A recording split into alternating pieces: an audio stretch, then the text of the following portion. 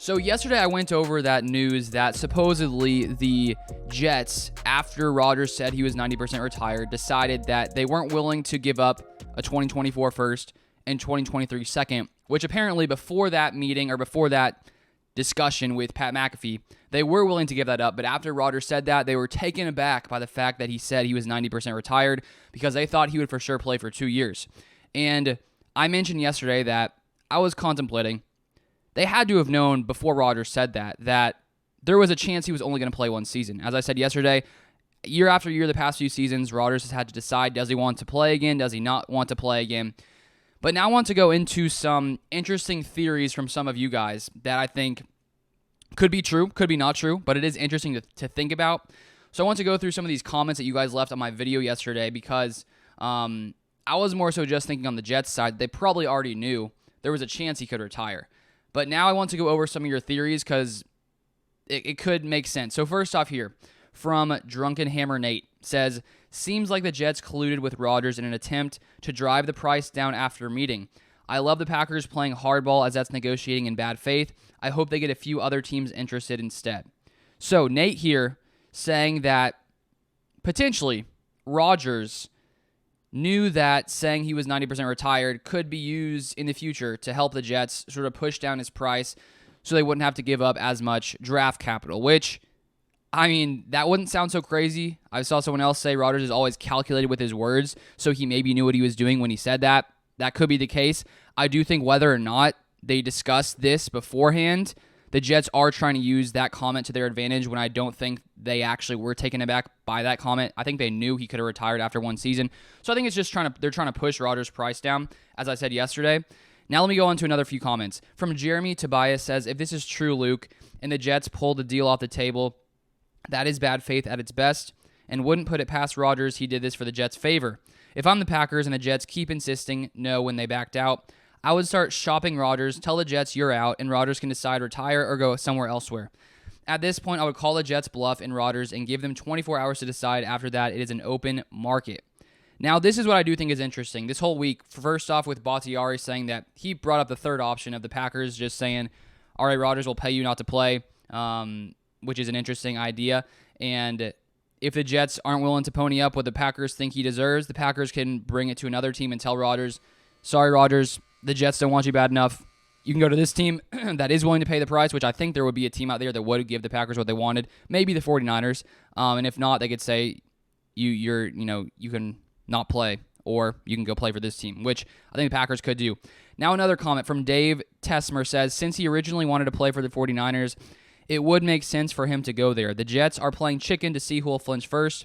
It will be their loss since they'll be bringing up the rear in their division and watching the playoffs from home. And I do agree that the Packers already have their quarterback figured out. The Jets don't. They don't have Rodgers on their team, even though they've been acting like he is on their team. And I've seen some comments saying, oh, well, they'll just go for Ryan Tannehill if the Rodgers thing doesn't happen, which, that could be fine. But Ryan Tannehill is no Aaron Rodgers, so I don't think that bringing in Ryan Tannehill is going to, make you a Super Bowl favorite. Definitely not. I think he's a fine quarterback, but he's a middle-of-the-road, at best, quarterback these days. And I don't think, you're clearly settling for much less if you think it's okay for Ryan Tannehill to come in. Now here, from Duke Lukem. Hey, Luke, don't you think part of the conversation the Jets had with Rodgers in California would have been, hey, do you plan on playing for more than 1 year if you come to our team? Something tells me the Jets know the answer to that question and are just sandbagging with the Packers. Yes, I completely agree with that.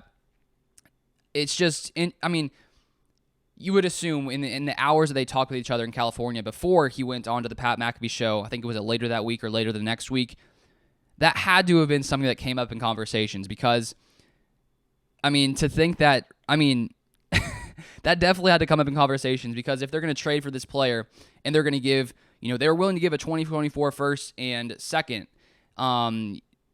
they wouldn't have just not discussed that. I think you're right. I think that they definitely already knew that entire situation. Then from David Spriggs, the Jets met with Rodgers before he made the 90% remark. They would have asked him about 24. So sort of the same thing, which I completely agree with. And then one of the final comments I'll read here because I enjoy reading your guys' comments and you make me think more in different ways, tying different things together. So Peter Con Francesco says, When stories like this come out, it's almost always an intentional leak for leverage or to explain to their fans. The Jets are the ones without any leverage because they don't have a QB where Green Bay has two. Sure, Green Bay wants to trade, but they could trade him to another team if their QB went down during next season. The Jets don't have a choice. They have to have him because they are out of options. I 100% agree. I hadn't thought about that option, the option of, let's say we pay Rodgers, say, sorry, the Jets don't want to trade for you. You're staying here unless someone else wants to trade for you. But if that didn't happen, they could keep him on the roster, and then at some point during the season, if a team has an injury, the Packers can say, all right, pony up your 2024 first, and we'll send you Rodgers, which is an interesting idea. Who knows if that would happen, but it's interesting to say the least. And then to finally, I think this is the last comment I have here, and I want to hear more comments down below. Tell me if you think, do you think that Rodgers in the discussion with the Jets, they discussed this? They discussed, they probably discussed 2023 and 24. They probably discussed with Rodgers, what are the likelihoods of you playing in 2023 and 2024? That had to have come up. There's no way they talked and that didn't come up. That's what I think. But did Rodgers sort of try to sabotage his trade value by bringing up the 90% retired remark, or was he honest and there was no other intention besides just the truth? Which it could be the case, but it is interesting to think about.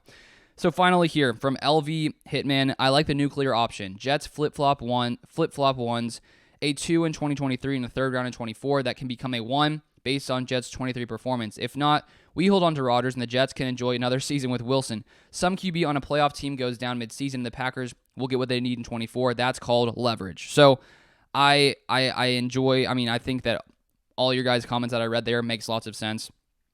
I don't think the Jets, were shocked by what Rodgers said. I think they're just trying to make it seem like they were willing to pay up until they heard that, which I just don't think is probably the case. So thank you so much for watching. As always, feel free to subscribe down below. If you haven't subscribed to the newsletter, you can subscribe to that. Click the link down below. You can put in your email. You'll get all this stuff I put out here in the newsletter. But thank you so much for watching. I appreciate you guys. We'll see when this trade actually happens. Who knows what's going to happen? But that's all I have for today. Thank you so much for watching, and I'll see you guys next time.